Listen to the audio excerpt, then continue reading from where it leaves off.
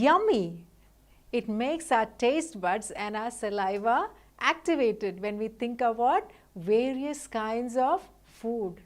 Yes, if you go all around the world, you can see hundreds and hundreds and hundreds of varieties of food. Okay, so today our topic is about the food we eat.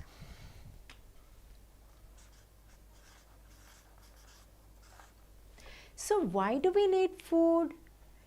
The food we eat helps our body to function better because it gives nutrients, different kinds of nutrients for our body. So our cells, our organs, our tissues, everything can function better, and as a result we'll have more energy to work, more energy to play, more energy to do the things that we are expected to do, like exercises or playing or working. Some people are dancing, some people are doing heavy work, machineries or carrying load.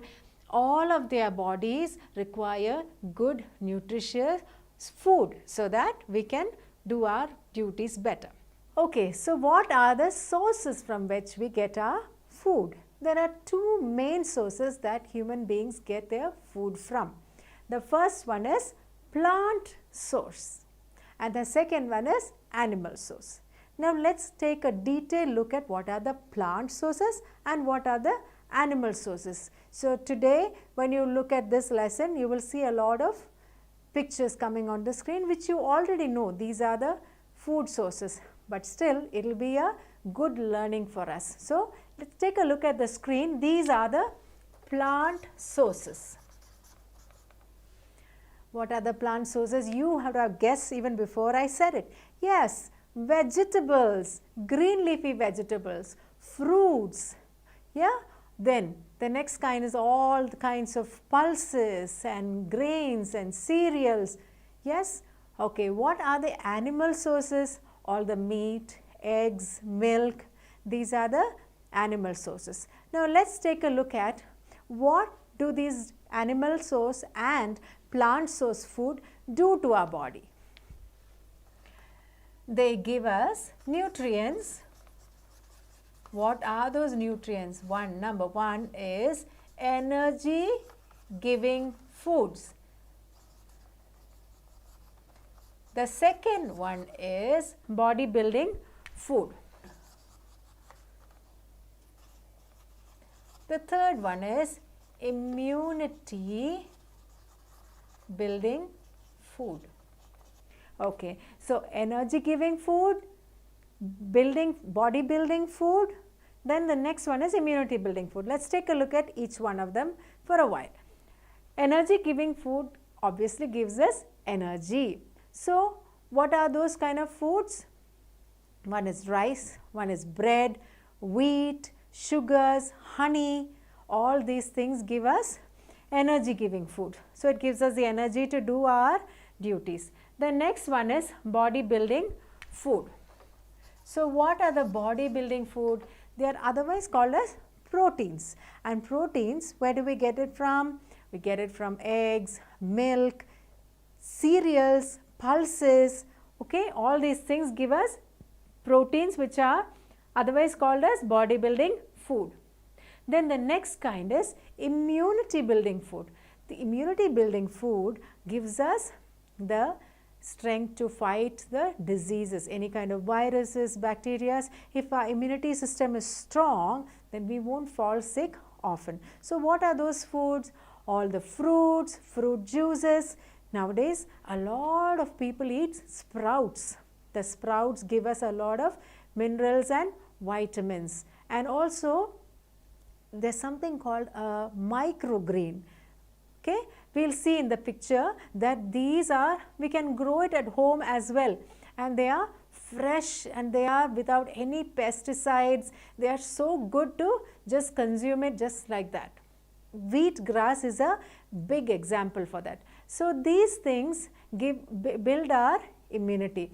And immunity building food, one more type is the fiber containing food. So the fiber goes into our body and removes all the toxins also. It gives good excretion of all the waste products from our body. So fiber is also an important part of immunity building foods. Okay, so these are the 3 different kinds of food: for energy giving food, body building food, and immunity building food.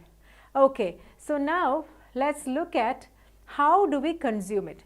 We consume it in 2 methods: raw or cooked. The moment I say, yes, you all know we eat our fruits raw, and a lot of vegetables, like I said just now, sprouts, microgreens and all, we can eat it raw. They don't need cooking. What are the food that requires cooking? Yes, all the animal foods require good 100% cooking, otherwise it can make us fall sick. And pulses like our dal, like our sambar, and all those things have to be cooked very well. Okay, so the reason that our mothers and our grandmothers are cooking for a long time in the kitchen, sometimes we wonder what are they making. Of course they are making yummy food, but it also requires them to clean and wash and also cook the food for a long time. So it is very good for our body and healthy, because if the food is not cooked properly, we can fall sick, our tummy can get upset, okay, and we can fall sick. So because of that, it has to be cooked well and also of course hygienically. So now you need to have an extra reason to thank your mom and your grandmom or whoever is cooking food in your house. You have to thank them extra because they take a lot of love and care to bring that to you on the table. Okay, so we have looked at the raw and cooked food. Next is, when all do we eat? Simple: morning, afternoon and evening. And you already know what they are called as. The morning food is called breakfast, afternoon food is called lunch, yes, and evening food is called dinner. Now a fact is, these days people eat their dinner quite early. Some countries they even eat at 5:30. Some of them eat at 6:30. Yeah, it is, the earlier you eat, it gives more time for the food to be digested and then you can go to sleep very well. Okay, the last thing is, if you look at the screen, what are the good food habits? Every meal should contain different kinds of food items, which means it should be a balanced food. Second thing, fruits and vegetables should be added as an important part of meal. It's very important because fruit and vegetables both have fiber, like we just discussed, immunity building food. Fruit and vegetables have lot of roughage or fiber content, so it can cleanse our body very well. Next one is, we should eat clean food at home. Yes, thank God for our parents and our grandparents who cook such clean and good food for us. We can eat out occasionally, but only hygienic places. The next one, we should not miss a meal, especially breakfast. Yes, breakfast means you break the fast, right? From the previous night meal till the next day, it's almost about 10 hours, and so you've been almost fasting mode. So you're breaking the fast and having a meal which should be rich in all good food and nutrients, so that it can get you started for the day in like a machine, you know, machine starts running. So in the same way, that breakfast should charge you up. So that is the use of a breakfast.